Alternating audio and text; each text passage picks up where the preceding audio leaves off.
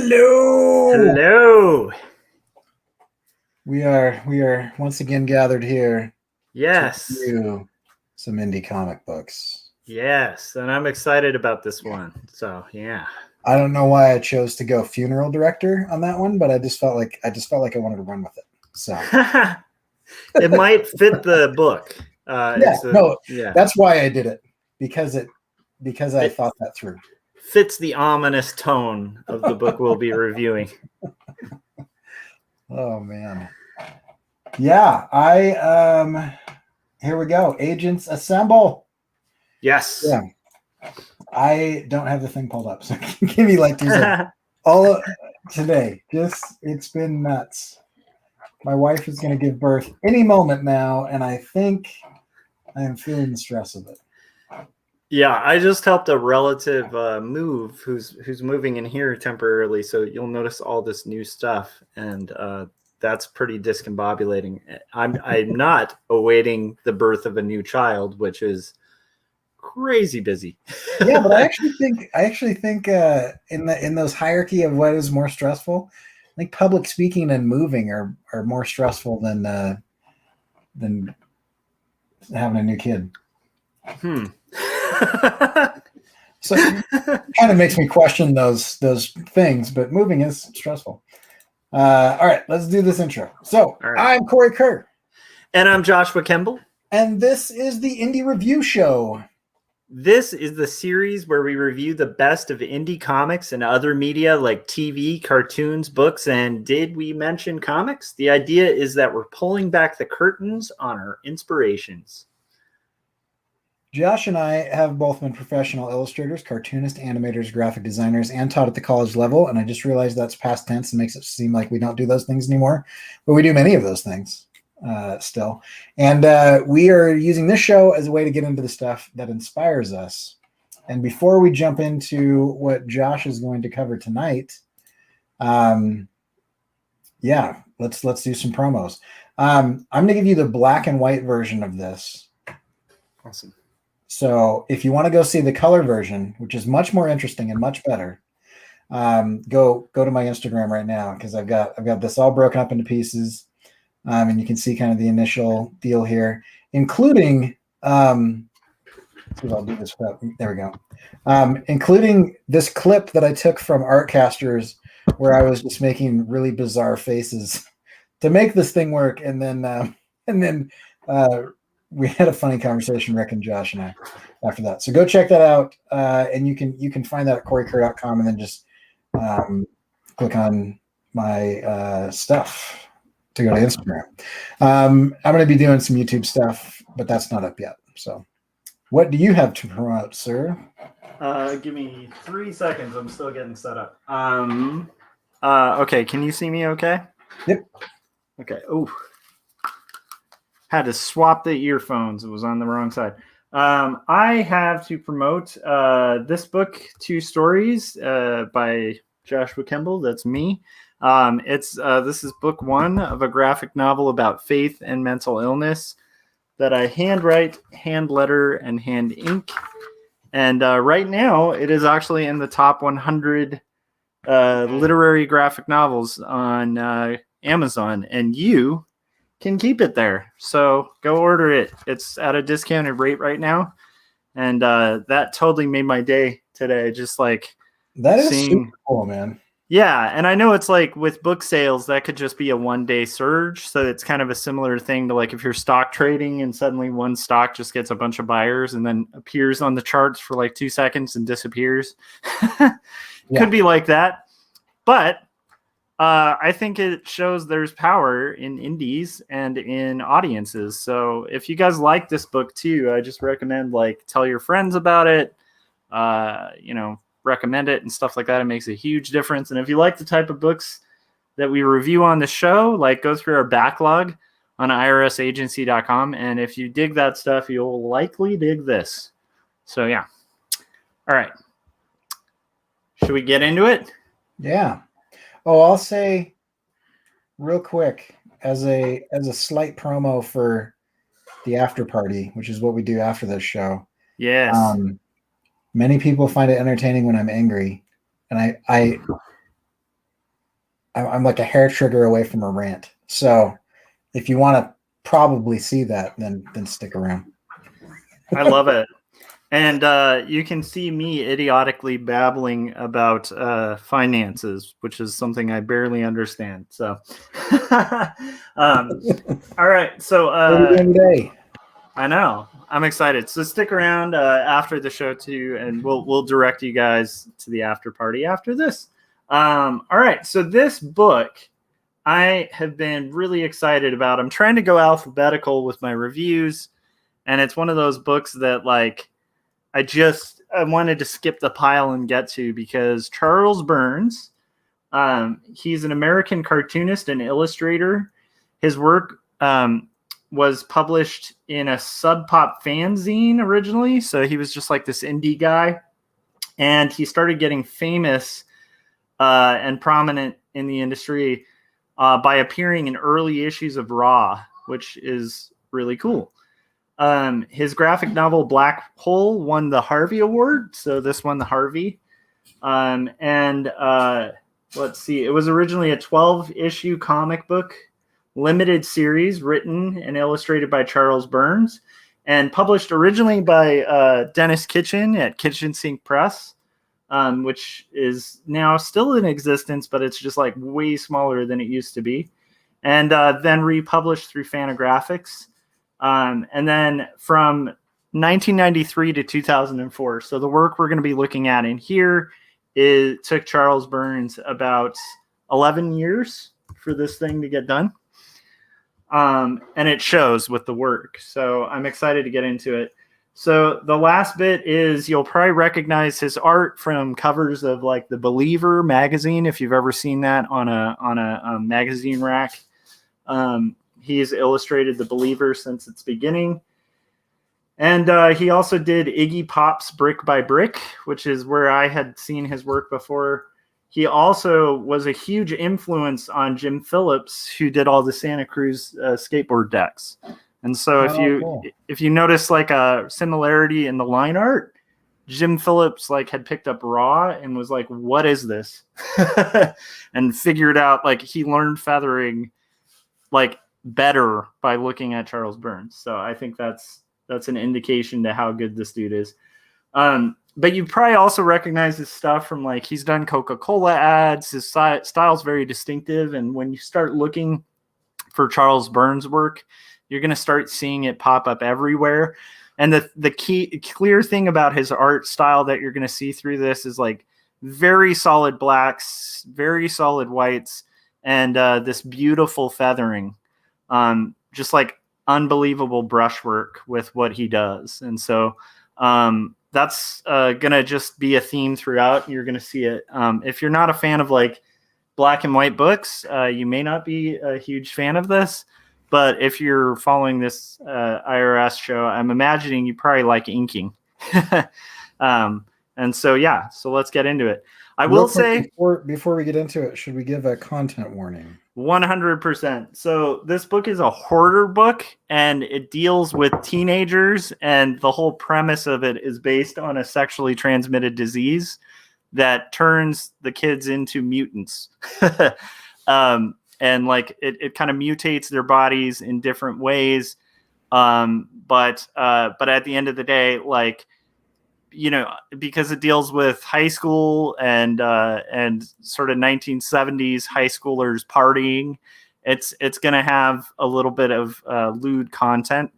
I will argue it's done in a tasteful way, but yeah, beware, there is nudity and stuff like that. I'm going to try to have it all blocked out as we go through it, so that it's accessible for everyone.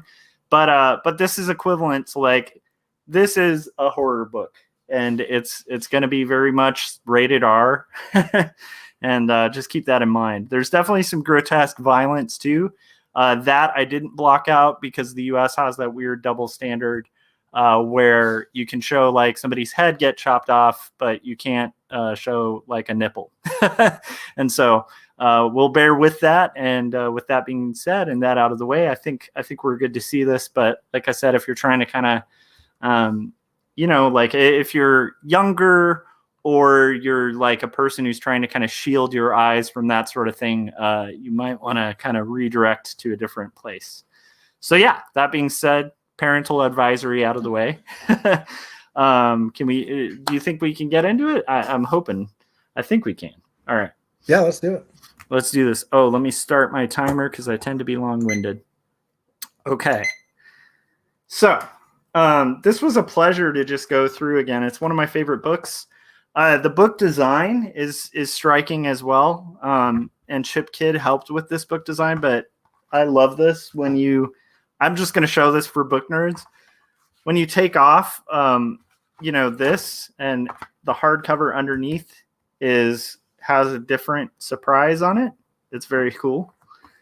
So I'm just saying that's a nice little touch. Yeah, that's cool.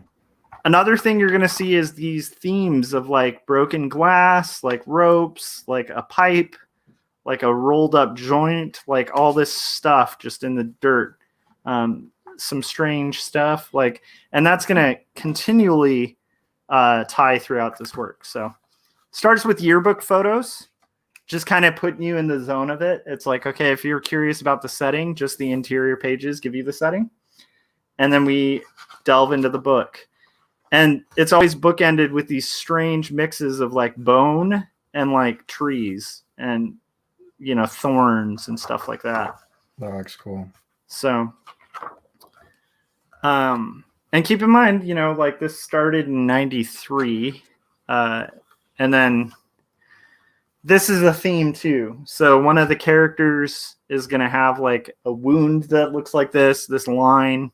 It also ties into sexuality, which is a theme in it as well. And the thing I like about Burns is he does a very beautiful balance between subtle, right, where it's just like an end page and it's just smartly picked, and really complicated. I will say he did everything except the lettering. I think the lettering is by a woman named Susan Moore. So that's that. All right, so we start with a frog being dissected. Can you see this okay? Should I move in a little closer? No, it's great. Okay. So frogs being dissected in a biology class. And then we meet our characters. And so we're introduced to, sorry, I need to have it. Okay, we're introduced to this guy, Keith, and Chris, this girl.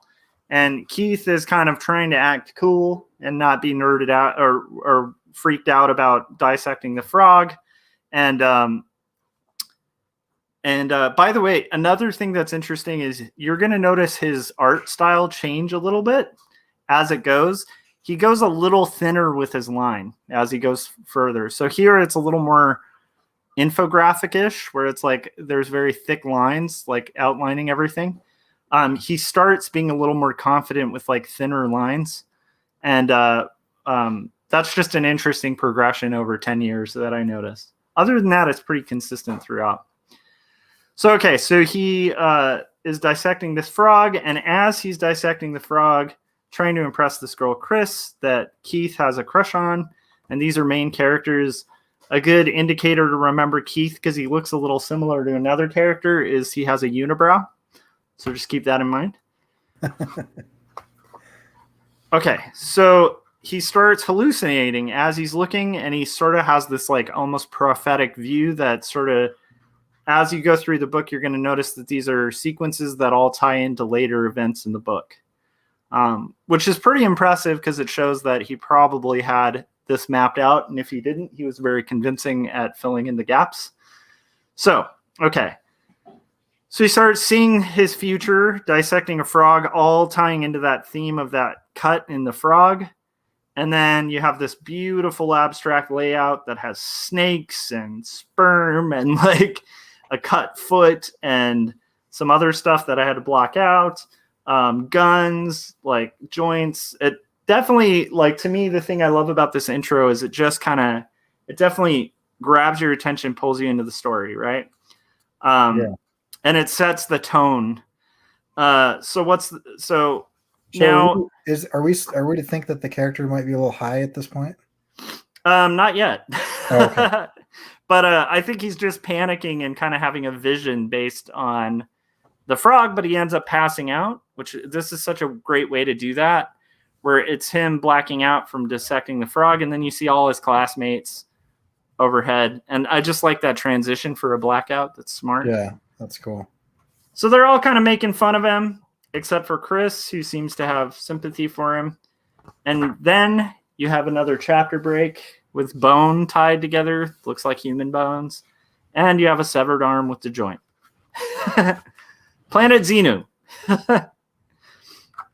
So this, I think the neat thing about this book, I did this with 2 stories too, is it doesn't pull punches. Like, you wouldn't be fooled into buying this book and get something you're not expecting, because immediately you get the tone. This is a very strange, dark horror comic that's going to have some nudity, within 3 pages. So it's not like it just kind of creeps up on you. And I like that. I like when books set the tone early, so it's not like that part's not a surprise.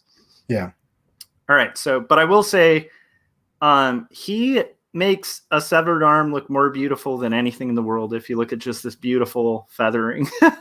Yeah. I mean, like it's just incredible looking. Yeah. His control of blacks and brush is just exquisite.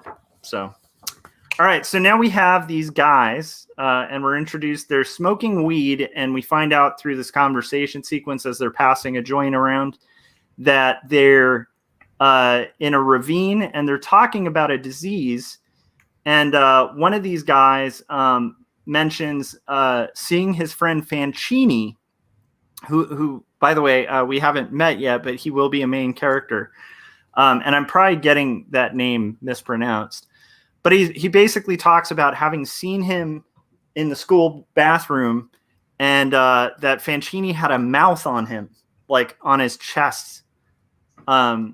And so and then they're kind of referencing they got something nasty, that kind of thing. So you're like, what is this thing, right? Like, what would cause somebody to have a mouth on their face? So then they're doing kind of stoner stuff, like passing around the smoke or whatever. And then we see somebody appear in the woods and then disappear. So then they go to look for it, and they find this strange baby. I don't know if you guys can see this clearly. Yeah. Should I pull in a little bit? Yeah, you can pull in, but we can see it too. Okay. So there's a strange... There's a baby. Yeah, there's a baby doll tied to a tree in the woods, in this area of the woods, the ravine that they're in. And then they come across, they see a guy in the woods, they follow him, and they find a trail to an encampment with like snacks and a baby dolls, like, and bones tied to the trees. And Pearson is this character right here with the right here, Keith Pearson. He goes to take a leak in the woods. They're looking through the stuff, looking through the tents. And as he's going through it, he finds human skin shed, and finds out that it's a woman. Clearly this is blocked, but there's female parts that reveal that the skin is a woman's. And then he is filled with sadness and just kind of creeped out by it. Finds out he's not alone. Snap in the woods. And we meet our first mutated human, which, by the way, just it's like I said, the thing that's unique about Burns' work that you're going to see in this is beautiful horror. Yeah, because like for anyone who knows how to do brush and feathering, like that is really hard to pull off. right. And yet it's so beautifully done, and yet it's so horrific. So he finds himself surrounded by strange mutated people, and they end up finding a yearbook of a kid after he sort of escapes that, and they found a yearbook of a kid, like when he comes back to get away from the group that was surrounding him, and it's this kid Richard Holstrom, who happens to look, it's hard to know, but it's like, is that Richard? I don't know. Okay. So, so they don't react to the mutant kid in the woods? I think he's definitely reacting, but not in a way. I mean, that's a slight reaction, but not in a way that makes it seem like it's that unusual. So we're starting to get like this sense of like, what is going on? You know, like they're kind of not reacting very well. So they trash the camp, and they find out like they think it belongs to Richard Holstrom, and they say it's like the guy's a dweeb or whatever, and they leave, and then we see in the background this character hiding behind a tree as they're leaving, kind of doing stupid high school stuff. Broken bottle, change of scene. Already, like, this is the thing that's great about this book, the way it's structured. It builds a lot of mystery as you go through it, you know, where you're like, what are these visions he's having?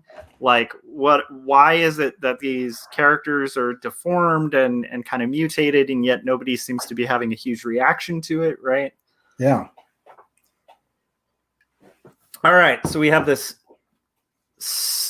long S, and then we notice there's a gun, there's a bunch of stuff. Clearly this person's in a tent, and we meet Chris. So, all right, so Chris is having a dream of swimming, and it's distorted, and she cuts her foot and pulls out the glass from her foot, and this is just a crazy dream sequence, right?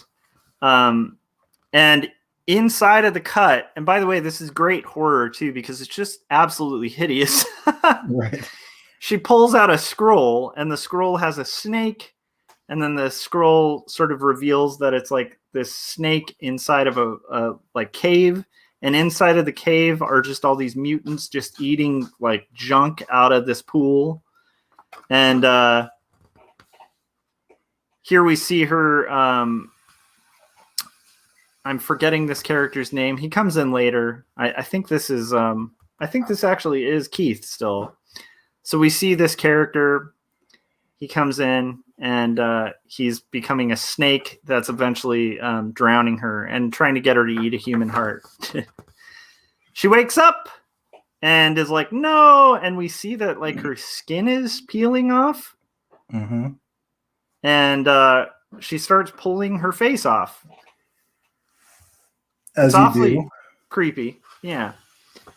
And then pulls off her skin, and we realize she throws it out of there. She dreams. Yeah, that was Keith. And throws her skin where Keith eventually found it later on. Kind of interesting, right? You don't often see somebody just shed their skin. Definitely creepy. Definitely horrific. And then this line, which you're going to start seeing repeat throughout too, but this is reflective of the line when her skin peels like that appears on her back. So now we have racing towards something. So now we end up at this high school party where it's Chris, and she's talking to a bunch of her friends in the woods. They're drinking. They're doing like she remembers at a party where she meets this other fellow, and I have it written down so I can remember. So Chris meets this guy, Rob, at a party, right? It's a high school party. There's drinking. She meets Rob, and his last name is Fincinelli or whatever. So it's the guy they were talking about earlier who had a mouth. Yeah. So we already have that seated in the plot, so that's nice. And by the way, whenever he does memories or dream sequences, he does these wobbly panel borders, which I think are really well structured. And I will say just the panel structure overall is pretty cool. And this is all by hand, right? 100%. That is incredibly precise. Yeah. Given that, like, there's equal spacing in between those wobbly panel borders. Mm-hmm. So Chris ends up getting Rob to go to it's like a high school thing. So it's like late at night. Where are you going to go? They go to the oh my goodness, the graveyard. So they're at the graveyard. They're kind of getting a little further and stuff like that. He at one point says, hey, I got to tell you something. And she goes, I know. And he's like, you know, but but how did someone? And she's like, don't worry, it doesn't matter how. And then they proceed to kind of do their thing. And it's very like this kind of thing, like for what happens during, it's really well executed. It's like a very cool symbolism. As they're kind of in the middle of it, she notices a mouth on his neck, this creepy little mouth with teeth. Which I can't imagine how that would go. And it said, Hurricane! And she's like, oh. So then she's a little freaked out. They end their connection. She's pretty bothered by it, right? And also, she mentions like kind of being upset that he didn't tell her like there's something like a disease that he has that. So now she's going through this scenario of feeling stupid, kind of regretting that they didn't use protection, going through this, she's also getting her period for the first time. Like I said, heavy topics, but not crazy heavy. And then it's just her sort of remembering her parents, kind of being a little disassociated from her parents. She's going to this other party. She ends up very upset about it. At another party, a bunch of guys are deciding, hey, let's go in the ravine and skinny dip. This is like clearly like what this, these high schoolers do. She agrees. She's like, well, let's get it going. And they're all excited until, but then once she takes her clothes off, like they start actually seeing something that they're kind of horrified by. So she goes under the water. When she comes up, like this beautiful underwater panel, like, I mean, these are just amazing illustrations. Yeah. But as she gets out, you see that line that was at the beginning of the chapter. So you see her back is peeling. So this is the day she's kind of realizing that she got whatever this thing is that's going around. So now who's Chris? All right. And we'll probably get like maybe a little further into this, but okay. So we start going through the forest. They open like this person's clearly going through. These are dreams again. We get the indicator by like the wobbly panel edges, right? And she is dreaming about him offering her or smoking this strange thing. That's something she shouldn't smoke. And then her matches turn into snakes and candles. And this whole time,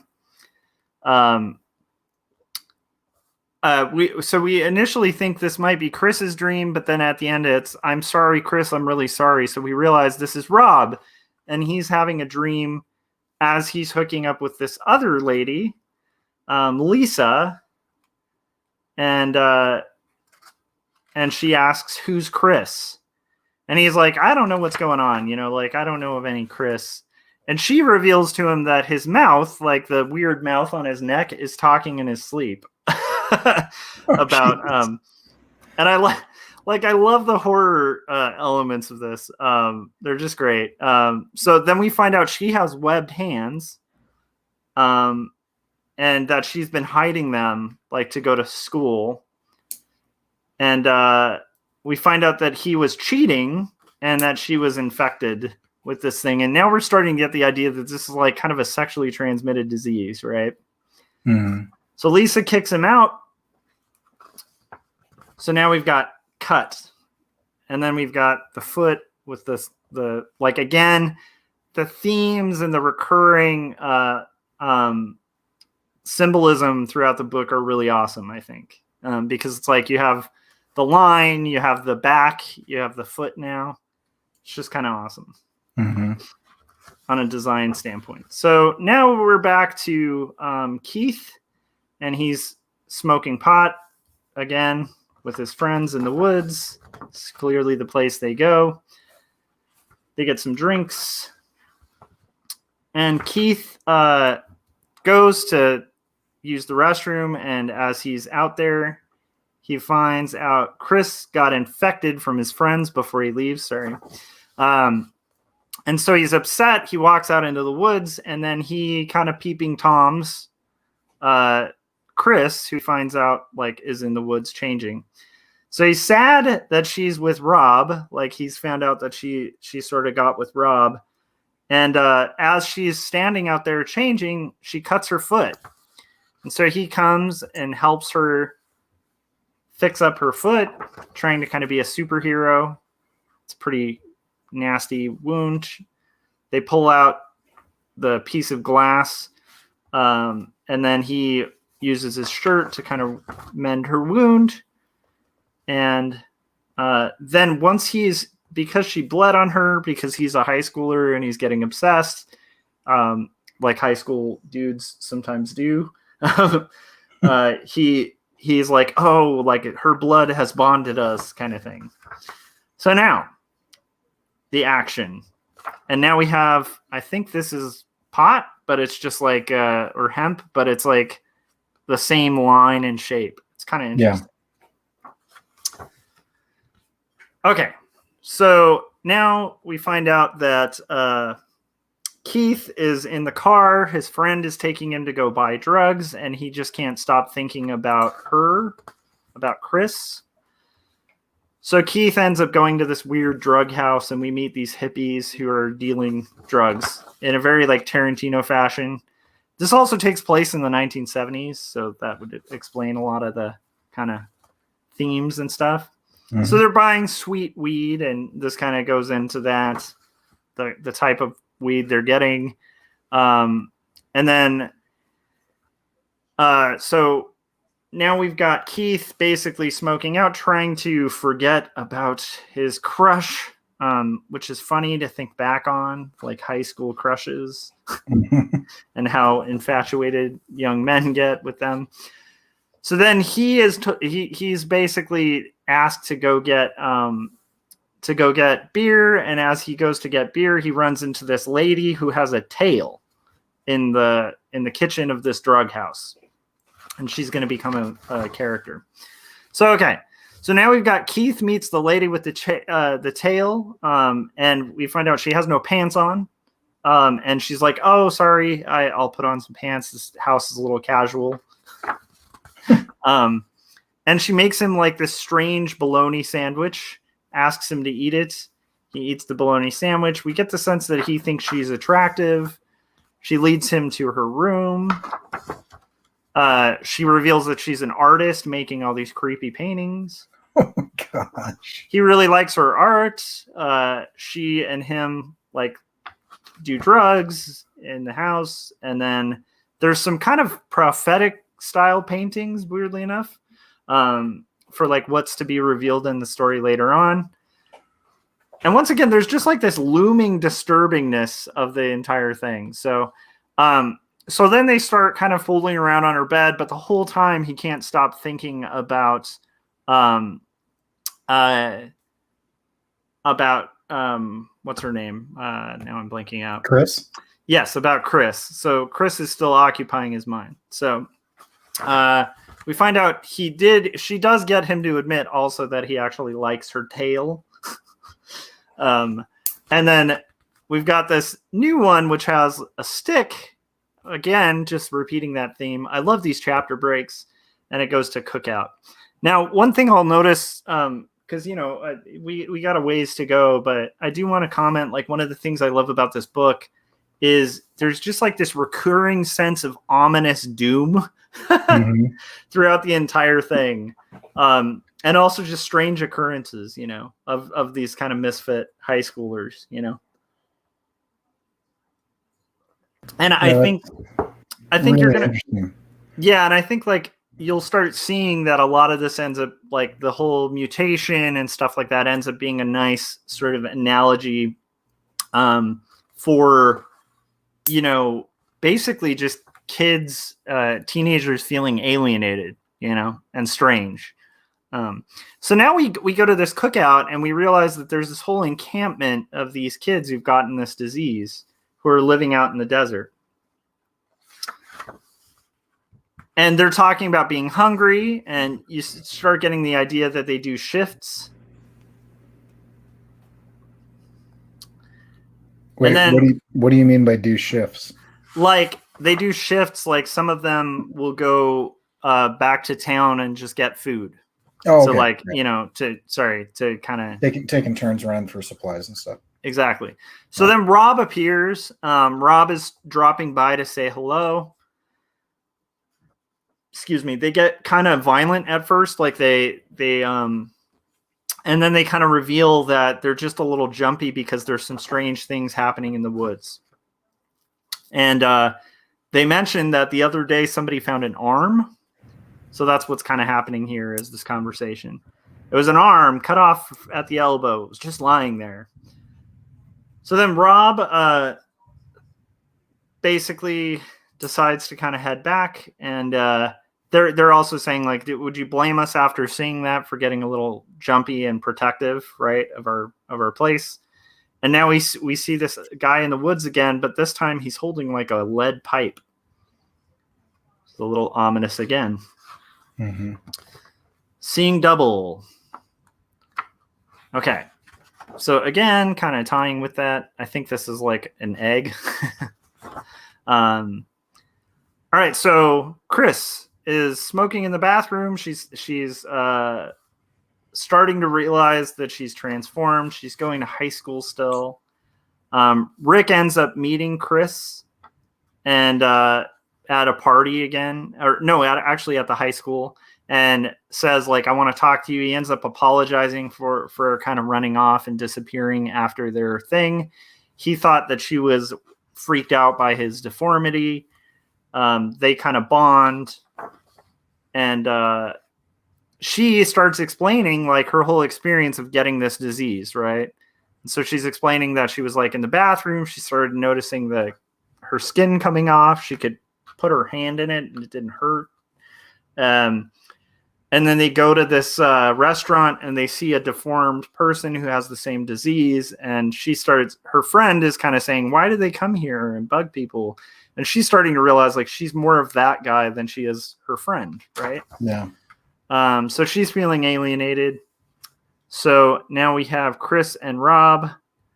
Chris with her friend kind of ends up drinking and then has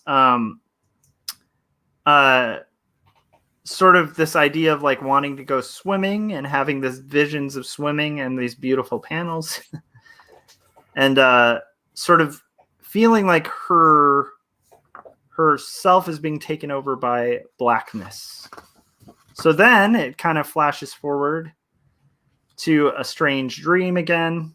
This isn't a strange dream. This is just sort of her memory of having a dream. So she has that dream of like kind of being in the ocean and stuff like that, and wakes up and winds up peeling off her skin and then showering. And then he's heard this whole horrific experience and kind of apologizes to her, and they decide they like each other. And then she kisses his neck mouth, which is purely to creep people out.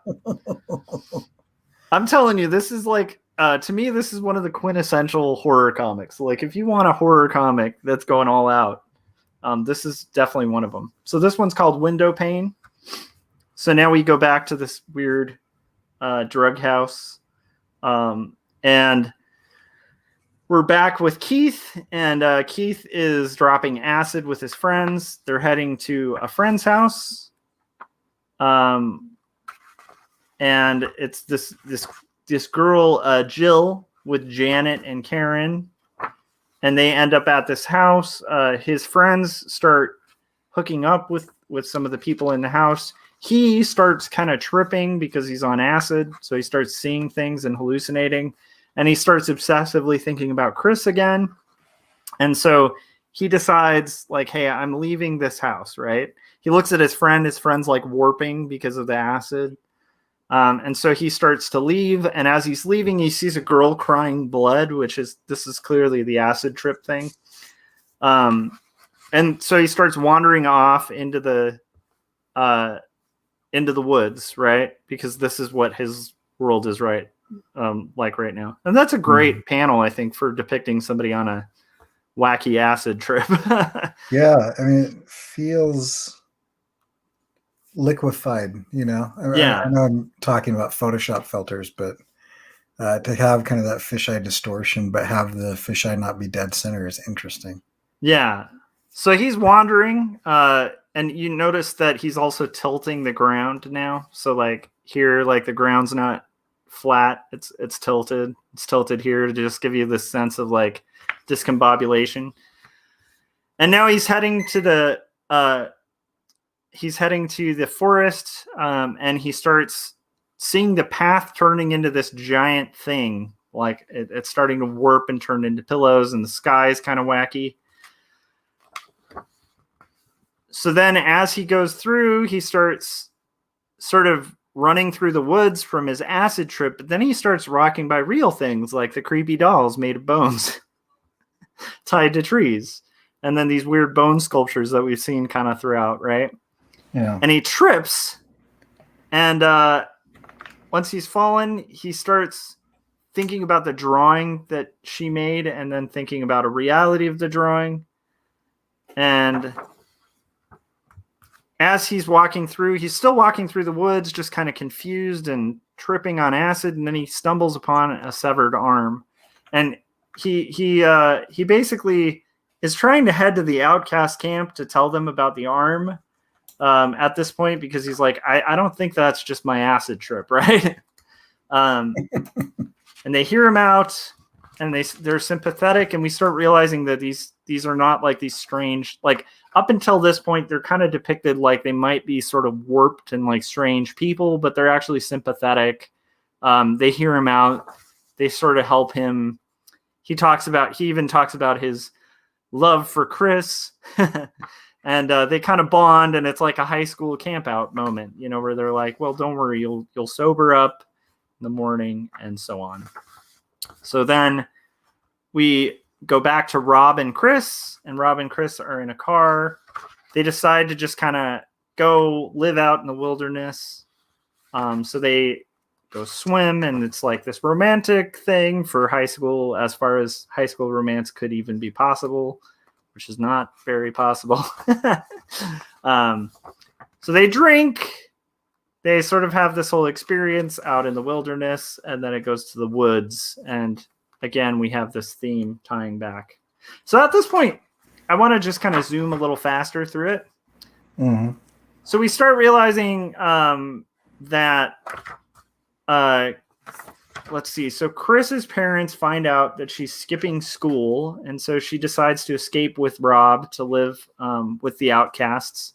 And this is just sort of a sequence where it's like she writes her parents a letter, you know, and her parents are basically trying to lock her down because she's been skipping school a lot. They still don't know she's like gotten the disease. So they go and live out in the woods. They first meet with these outcasts that hang out at the fire, and they decide they're going to make their own camp a little bit away from the broader group. So they make the camp. Chris goes out in the woods to use the restroom, hears a snap in the woods, starts running away. And as she's on her way out, I couldn't show this, but it's like she finds another, like the doll that was made of bones, except this time it's made of like not only bones, but like cut out pieces of pornography. And she's kind of freaked out by him, and Rob is basically telling her he's not worried about him because they just kind of appear harmlessly in the woods. And so now we've got Lizard Queen. So now we're back to Keith. And one of the things that I will say, the one criticism I'll make is that Keith and Rob look remarkably similar as characters. Yeah. And so I get the names confused, even though I can follow the characters. And I know there's like a unibrow difference, but it's just they're so similarly structured. That's one thing I dislike about this. And that's probably the only thing, like, for art style. But okay, so he ends up meeting Liz. We find out her name is Liz. They sort of talk. She ends up inviting him in to her room, and he's basically come there to pick up weed, but she ends up getting in this conversation. We also see that she's like bruised, so it seems like this drug house of guys is not treating her very well. Mm-hmm. But it's a subtle thing. So anyhow, she ends up hooking up with Rob. He goes to this house. It's kind of this disgusting house. He's a little creeped out by it. As he comes out, he meets some of the drug house guys, and they start getting violent with him. He goes back to her room. Like they threaten violence, but he ends up retreating. So he goes back to her room. He ends up hooking up with the girl with the tail, in a very kind of strange scene. And then we end up with the chapter break with the mouth. So, needless to say, I'm going to just kind of zoom through it. So, I should show this part. This is great. This is like the horror stuff. So, you're basically being established to these different characters. Like, you're getting introduced to these different characters throughout high school, right? Yeah. And a lot of them are alienated, like partying teenagers.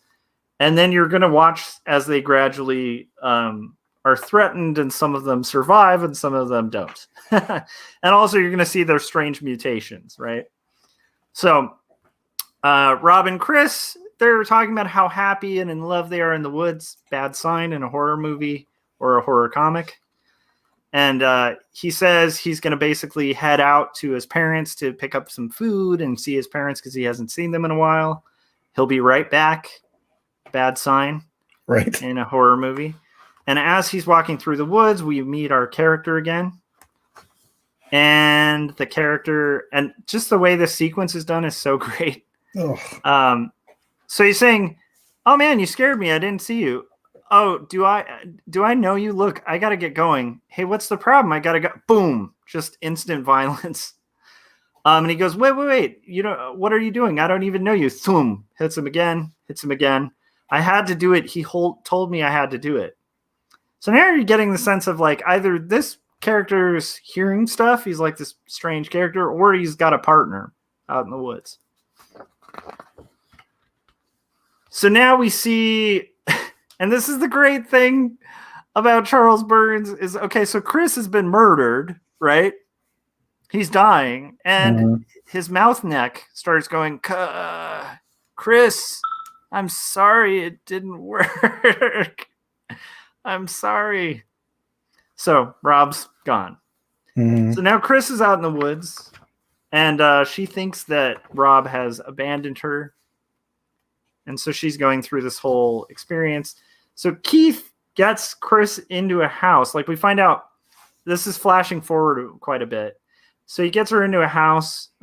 We learn that he's feeding and taking care of her. After Rob, she kind of stayed with her friend Marcy for a little bit and then ended up leaving. And as she's like, when she got back to the woods, she starts hearing yelling in the woods, finding weird sculptures. And she has a gun. We also learned that Rob gave her to kind of protect herself. But now she's basically falling asleep at Keith's place. And Keith, being a young teenage boy, is just like, well, this is my chance, you know, to kind of... but after having her stay there for a while and hearing her story, she's become suicidal because she's left home. She doesn't have her family. She doesn't have the guy. She doesn't know that Rob was murdered. So she thinks he just abandoned her. And so we start getting this story about like how, you know, a little bit more depth about their relationship out in the woods. And finally we get to like how she ended up at this house. But once again, like Keith is just kind of like gradually starting to realize that he had this vision of this girl and that this crush was like huge. But as it continues and like the story continues, like, so these are some weird dreams and dream sequences. But as the story continues, we start realizing like Keith kind of comes to a realization that that she's not like that it's just a fantasy and that he actually had no connection with her, right? So anyhow, it continues. I think we're getting a little longer, so I'll sort of I will just say that a romance starts developing between Keith and Liz, and then we find out that Chris is just gradually getting more and more pulled into depression, like severe depression, and is also starting to bring. You remember the gang of kids who the misfits that kind of hang out in the woods at the campfire? Yeah. So she starts to bring them to the house that Keith is staying at. We also find out that Keith has gotten a job at a local supermarket because his mutation is mild. Like he ends up with these strange tails like on his side. Mm-hmm. And so it's maskable. So he'll just wrap his chest and then kind of go to work. And then he winds up running into Liz, and he starts realizing that like he actually likes Liz. Like Liz is pretty cool, and this whole time he's been obsessed with, Chris, and that like one is a real relationship, and then the other is just like some fantasy he has in his head that's not going to pan out. Although he feels bad for Chris, so he returns back home, and we find out that everyone holed up in his in the house that he's staying at has been shot. There's been like a mass murder in there, and we find out that Chris escaped. And so now there's like a big mystery about who sort of committed the murders at the house. And I think that's a good place to kind of stop it. So I just want to show a little bit more art. That's, I think just the way this book is executed, like these end pages and stuff, it's like, it's gorgeous, yeah, he's an incredible artist. And I love these horrific images in these dream sequences even. Like, it's just, there's something charming and terrifying about them.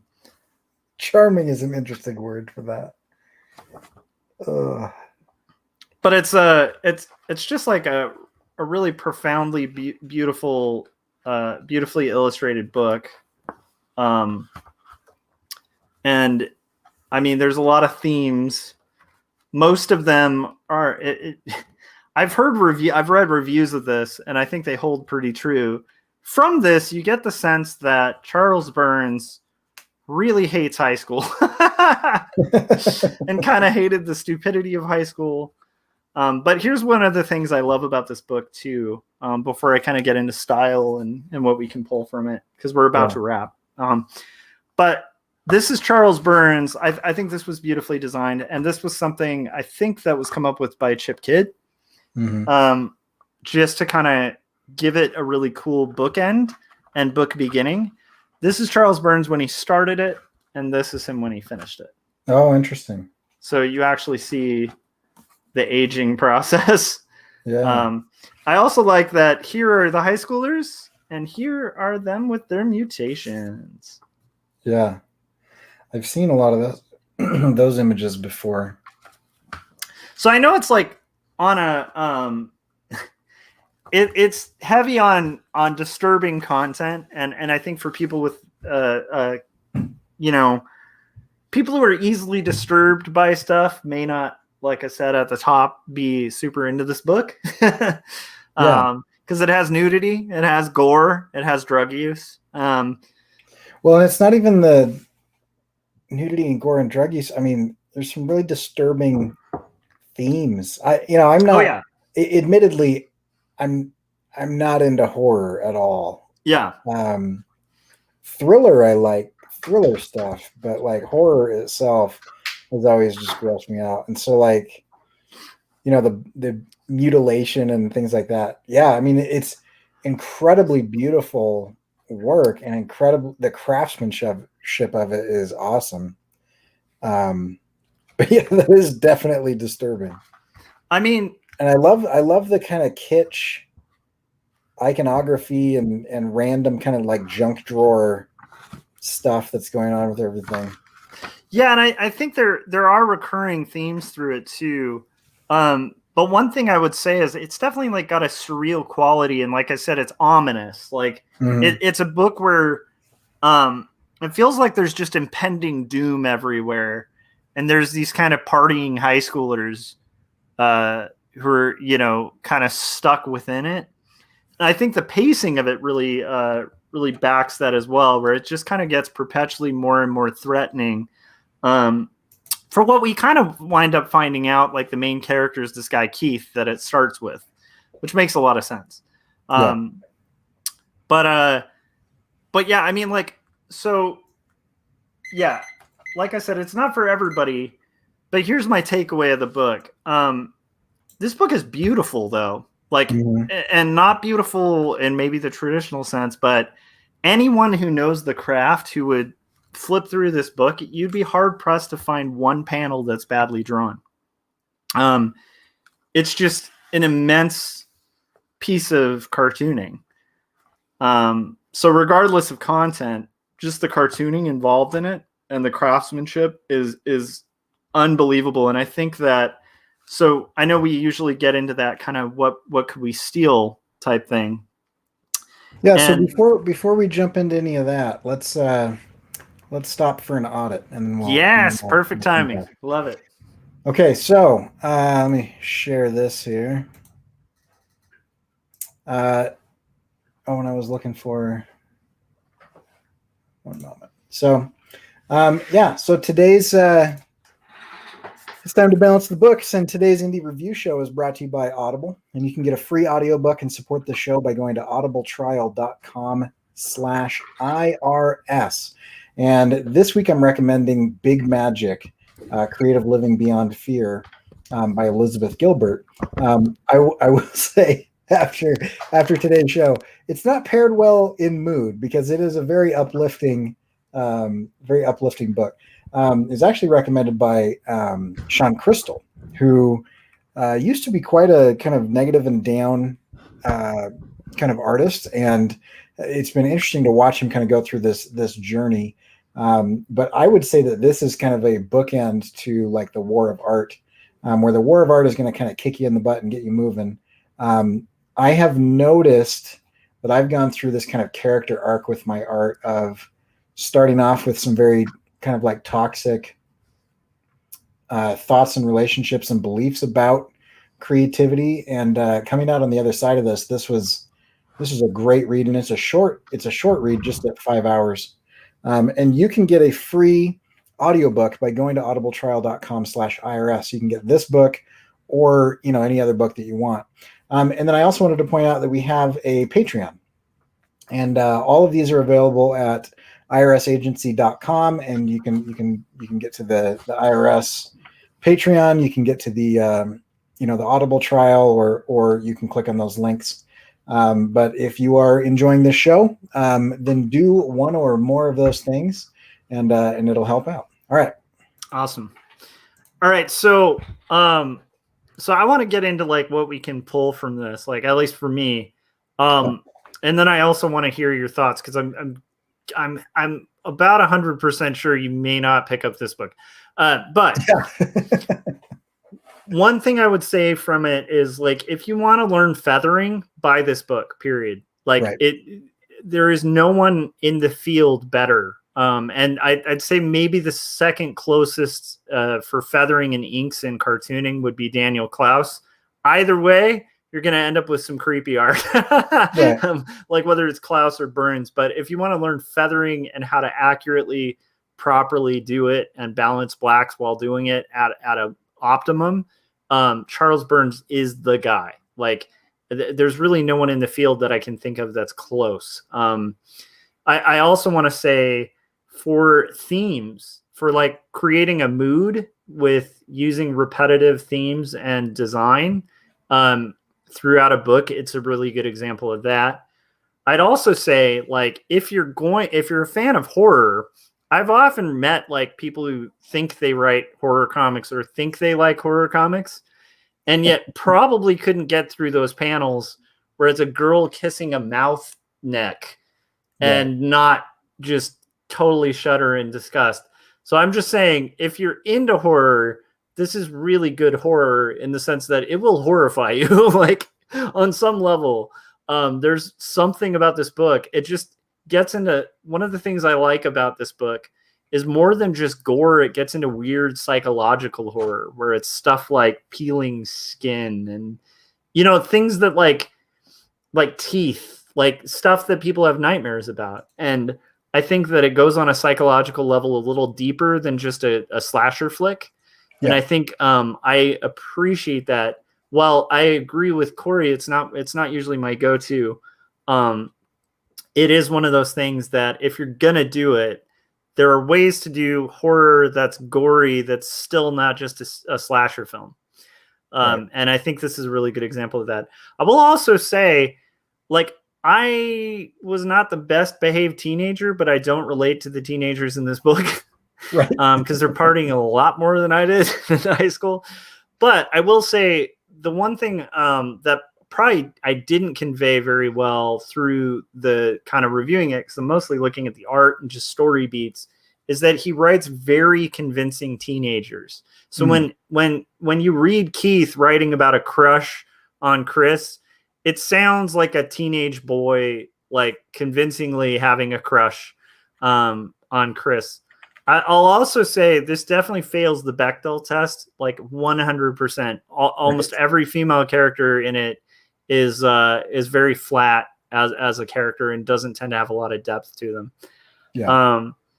But I definitely think the things that I mostly pull from this, and I think people can see, especially in my earlier illustration work, is feathering and the style of illustration. Like the style that Burns works in has had a massive influence on my work. So for me, this book could be about how to make potato salad, and I would buy it just to see the ink lines and the ink work.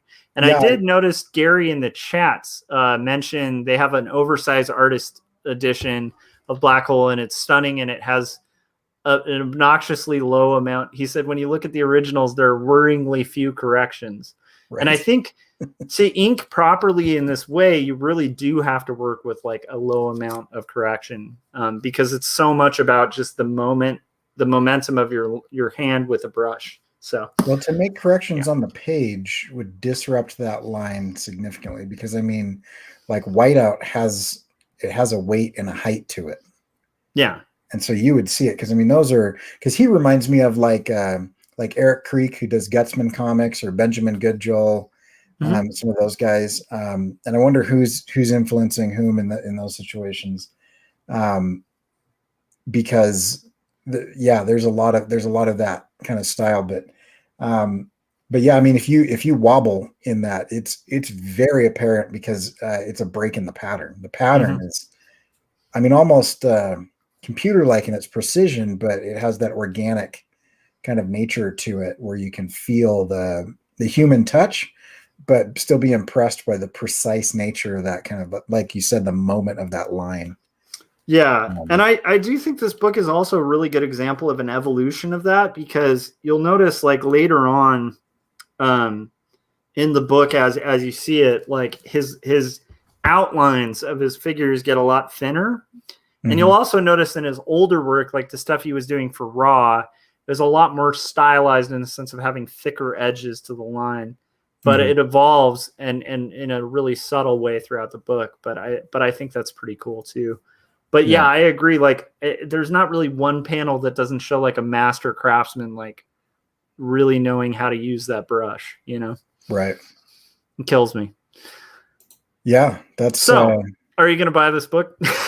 I don't think I am. But I have seen and studied a lot of this artwork before. But yeah, I just have kind of a cringe factor when it comes to that type of content. And so I think I'll probably stay away from the content, but I mean, yeah, master craftsman for sure. But yeah, it creeps me out too much. Like I bought a book one time. It was a book, and then I read I read the author's biography. He had an autobiography, and he talked about while he was writing that book how he got into the occult and like started to like use some of those. And so I looked at the book, and it just started to creep me out. So I got rid of it. I don't know. There's just a certain Yeah. level of kind of creep factor that I try to stay away from, which is, you know, a little bizarre because my stuff is kind of strange and weird and, Yeah. you know, Well, uses I think it goes on a different. different level. Like, with this, that's funny. I love Daniel Klaus's work too, and I put this more in that camp than like an occult camp or something. Right. But it's because there's different kinds of horror and different kinds of Right. creepy. Mhm. I'd put this like almost like the in between to Daniel Klaus, where there's a book at some point I'm going to bring to the show called like A Velvet Glove Cast in Iron by Daniel Klaus, where the whole thing is just like a trip. Like it's the weirdest thing where it's like this surreal hallucination, and you're kind of following it through this character walking through this surreal town full of like monsters and all sorts of weird things. Yeah.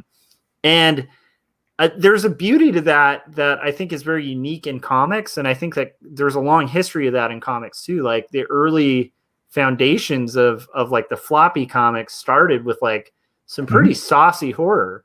Right.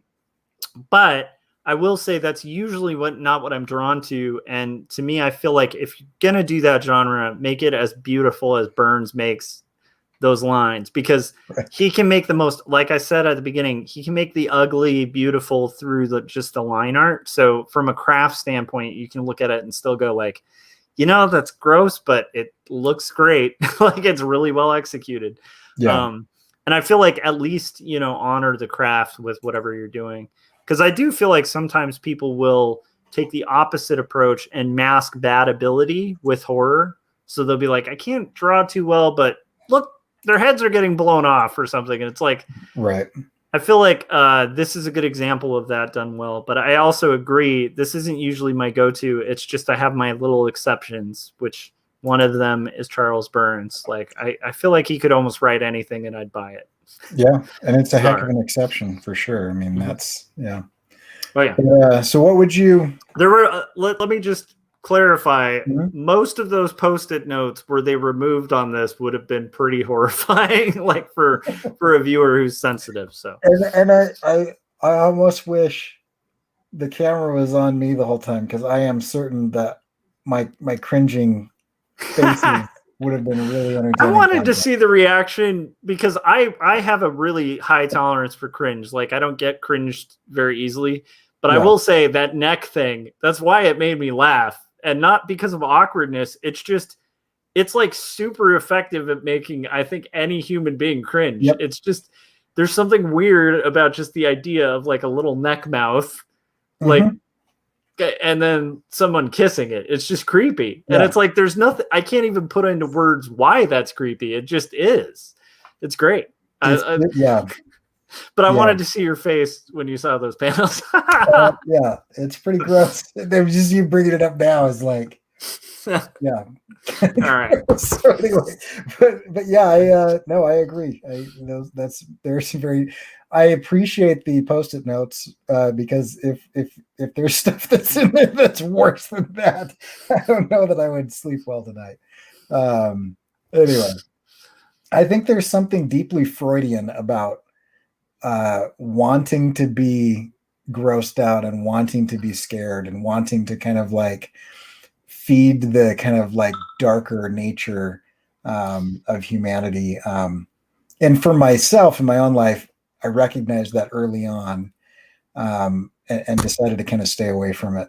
I mean, I used to watch the B movie horror flicks that were on, late night TV, when I was, younger and whatever. And then at some point in time, I was like, I think I'm just gonna go a different route with this. Yeah, and what's weird is I like I'm with you on that. Like I don't watch a ton of horror. I like psychological horror, like like Psycho, like by like Hitchcock film kind of level Psycho stuff. more in a thriller category than a horror category. And I think that's more my speed. But one thing that's weird about just drawn art, I think also because it's really fun, like it's fun to draw really creepy stuff. Like, and it's actually really fun to draw violence. It's fun to draw gore. It's fun to draw like weird anatomical aberrations. Like I think most artists really enjoy drawing zombies, and that's pretty much just drawing like walking corpses. Why is that? Like, I don't think any of us actually like corpses. It's just fun to draw like weird muscles and just, I don't know, like, so but I also like, I agree, there is something weirdly Freudian about it and strange about, and I think the thing about Burns, he's gonna tug every one of those strings. So it's like, oh, you've got a teeth fear, because like everyone has the occasional nightmare of like their teeth falling out or something. The dream where you bite down too hard and your teeth start to break. Yeah, so he's like, I'm gonna do some teeth stuff, and then you're like, oh man, that's or like people have fears of like if there's something in the wrong place, like if you add an eyeball somewhere it shouldn't be, or add a mouth, especially adding a second mouth, like just the idea of two mouths, like there's a lot of little psychological tricks that I think are more disturbing than the actual violence in the book. And I think that, like, once again, if somebody's out there trying to do horror, study that, like learn from that, because that stuff will get the cringe from the audience way more than just like some brutal violence, Well, and that's, you look at like Geiger, who designed like the xenomorphs from Aliens. I can't think of Geiger without thinking of Paul F. Tompkins does an H.R. Geiger. I'm gonna have to have you go down that rabbit hole, but he does a great H.R. Geiger impression. Okay, but it's like bits where it's like H.R. Geiger's kid needs like a note to go on a field trip from school, but Geiger just keeps making it like weird and dark and satanic. Like, but what makes Geiger's stuff creepy is not that it's alien, but that it's alien mixed with human. Like there's like human teeth. Yeah. And I mean, I know that's part of like the show, that the show itself was based on like the mixing DNA and stuff like that. But like, the idea of recognizable things. I can't remember who I was listening to talk about this. They were talking about like, if you want to freak people out, use things that people recognize, but in a wrong way, like relatable things, but twisted. And so, yeah, lots of creepy stuff. There was a, I'm having this memory. You're talking about things going out of place, and I can't remember if this is Outer Limits. I think it's probably in Outer Limits, but it's either Outer Limits or Twilight Zone, but a newer version, like the 90s type of stuff. And this guy develops the ability to,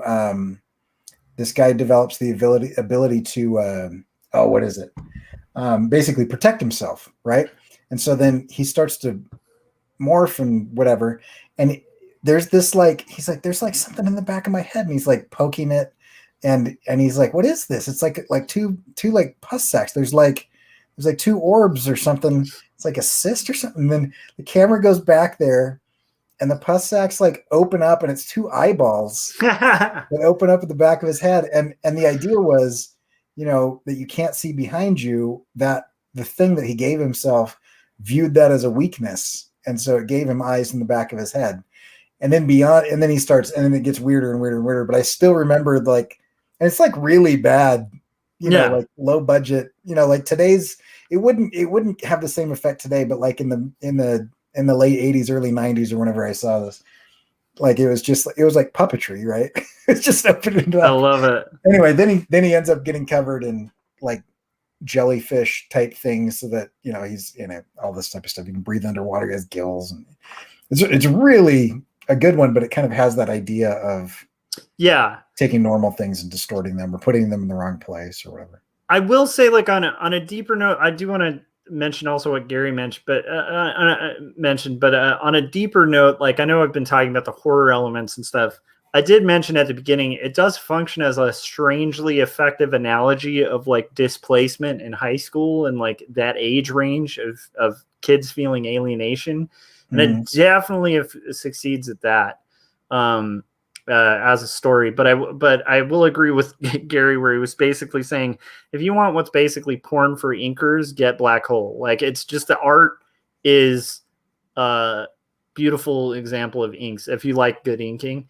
And also he was saying the visual consistency, both skill and style throughout a decade project, is pretty remarkable. And I agree. I think it's a good example of that too. Yeah. So That being said, I will say where you can get this book is a tough one. I think the artist edition is available. It's through Pantheon. Pantheon publishes it, but I don't know if they've reprinted it. It went through multiple editions, but that was back in like 2004 or 5. But you can go to irsagency.com, and Cory has put up a beautiful link for you guys, which you can order it through. And if you order it through that link, it gives us a little kickback. So go to irsagency.com. Also, keep an eye out for used editions too. I'll just throw that out there. That doesn't give us a kickback all the time, unless you find a used edition through Amazon. But it's a book worth owning, I think, if you want to study the craft of inking and you have a high tolerance. Don't get easily disturbed by, disturbing imagery. Like for me, drawn art, it's just not as bothersome as like actual imagery, but depending. But Sure. This is so stylized, it's easy for me to separate. The concepts are still there, though. Oh yeah. Yeah. No, I get that. Anyway, well, that was an interesting one.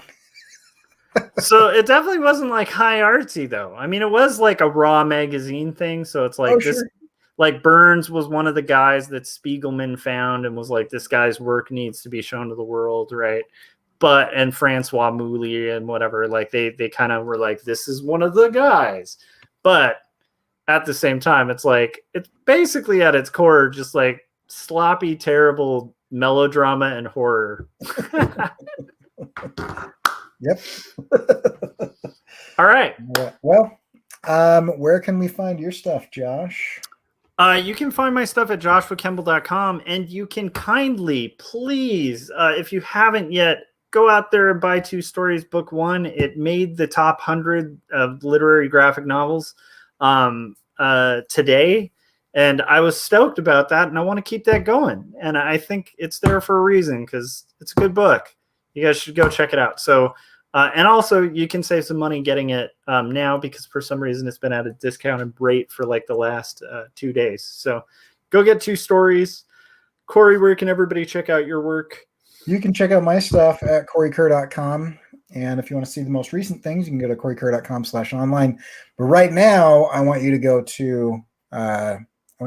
to Instagram and go drive those numbers up, because this is the second of 3 animations that I did for Wacom, and I want them to see that, that was worth their investment. And so go check that out and like it and comment on it and whatever. Also, I'm pretty happy with it. And if you want like weird displaced facial features, that's there too. It's great. And I'll say it's also very funny. It's got a little bit of a clip from our Artcasters episode with my buddy Rick Reese. And it was one of the funniest moments during the episode. So it's really neat to see Cory highlight it and then also show you guys like what was happening behind the scenes bit. But there's definitely some facial displacement in that.